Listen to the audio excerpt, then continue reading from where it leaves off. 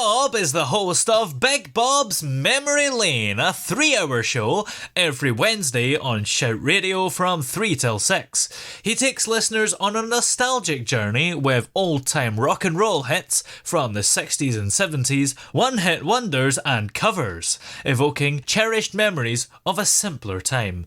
And Big Bob is on the line with us here. How are you today? Very good. Glad to be here, Toby, and thanks for having me on. Now, of course, Shout Radio is celebrating its 10th birthday.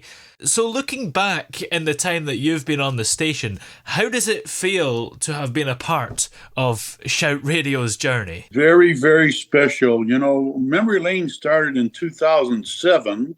And Aaron contacted me. It was about 2014 when Shout Radio started, and wanted to be affiliate of Memory Lane. And it's been a marriage in heaven since. Yes, and it's certainly become a staple on Shout Radio over the years. How did the concept of the show actually come about back in 2007? Oh, wow. Give it a short version, I guess, is that being from Motown myself, I still today love the 60s and 70s music.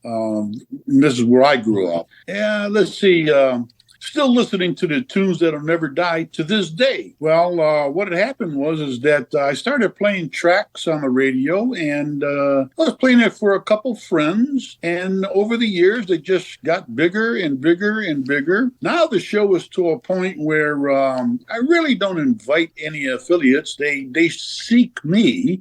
And listeners provide me with a lot of the content of the show today. What do you think is the key to the show's success, I suppose, and the never dying element of the music as well? I think that's the answer to it.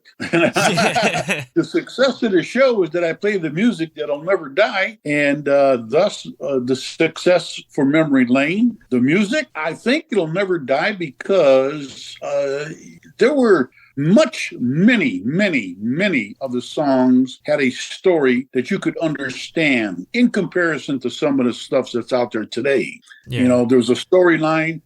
You can sing to it because the lyrics were understandable, and people enjoyed dancing to it because they were something that could easily dance to. When you comprise that in a whole big package, that's why. And during the show, I often say on the air, if you're going to chair dance, that's fine. Or if you're going to rock and roll with your significant other, that's fine, because that's what Memory Lane's about. Just one big party. And get it. Everybody loves going to a party. Oh, yeah. As long as it's safe to do so and you're not in your car driving. Oh, This is true. Yeah. When you're putting the show together, how do you curate the playlist for each show? Right now, I brag a little bit because I have it really down to a science. There's actually two parts of the show. One is, I consider the core part, and the other one is the theme part. Okay, yeah. So the theme part are generally, I have the liberty of playing some themes that I have played way back in 2008 and 2009 that the listeners today weren't listening back then, so it's all new. Yes. And contribution by the listeners afford me the opportunity to, they come up with the idea, and I ask them, well, why don't you shoot me about 10, 15 songs with your idea in it, and I'll see if I can put something together. And they do. They're willing to do that. And bam, you got a theme for the show. Yeah. Now, the core of the show are the segments that you mentioned earlier. The one-hit wonder, the double-decker, the instrumental hit of the week, and so forth. Those are a combination of songs that I have prepared in my list of songs to play. Next week, I can tell you who I'm going to play already. Ooh. Just by looking at my list. Those are a difference between me doing a little research or even suggestions by listeners. Hey, Bob, I got a one-hit wonder. Did you ever play this one? Yeah. Now, the listeners have to understand, for an example, one-hit wonders has a criteria. My one-hit wonders are true one-hit wonders. That means that they've had one and only one song hit the Billboard Hot 100.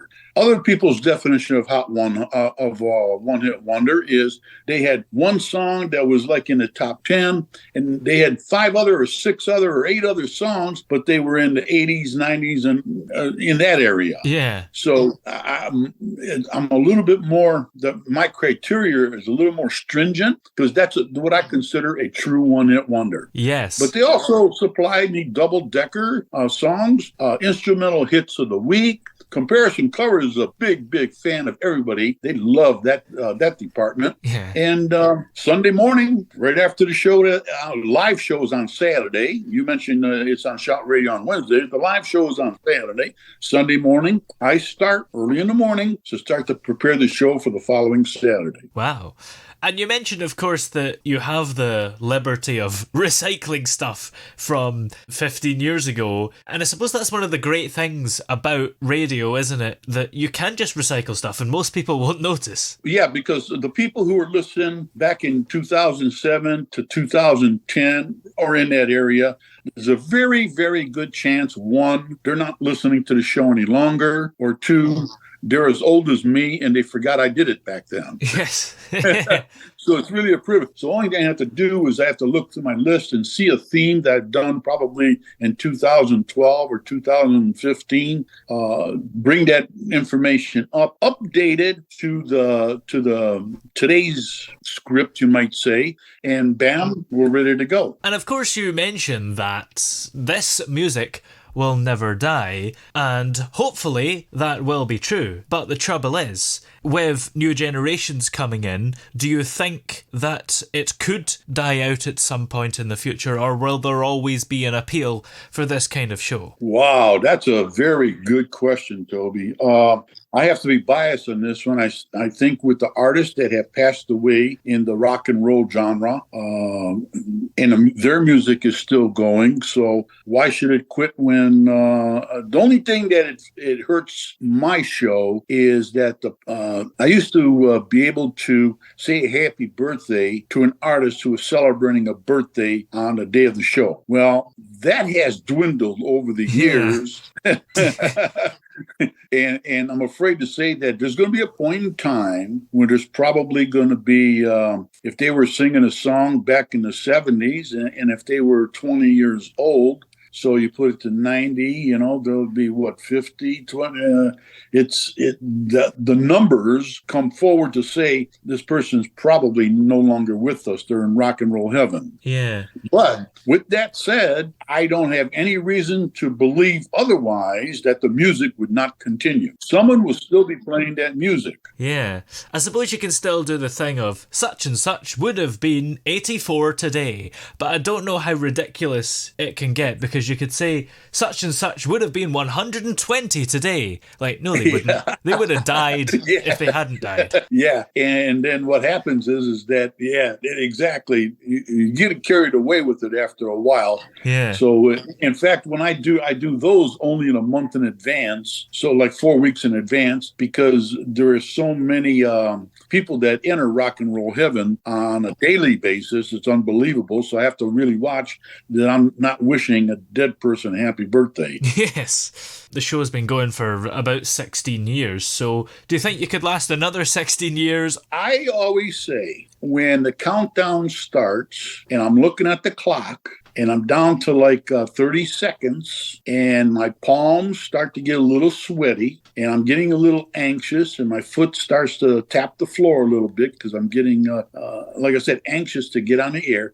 When that stops, I think it's time to say I quit. Yeah. But to this day, I'll be honest with you, Brother Steve, who is an affiliate of the Memory Lane show over at Q-Star FM, he's a very, very good guest host for me. Very good. He picked up real well on some of the drops that we play and everything else. Got a good idea about how we want to run the show. And he's about 20 years younger than me, so he could take over very easily. So I'm going to say probably another 20 years, maybe. Yeah. It's a great idea, because if you do lose the thrill, which you probably don't tend to do, or you enter rock and roll heaven, then the show can continue because you need to keep it going. Otherwise, the music could die. Yeah, very good. And Steve has the same passion about this type of music.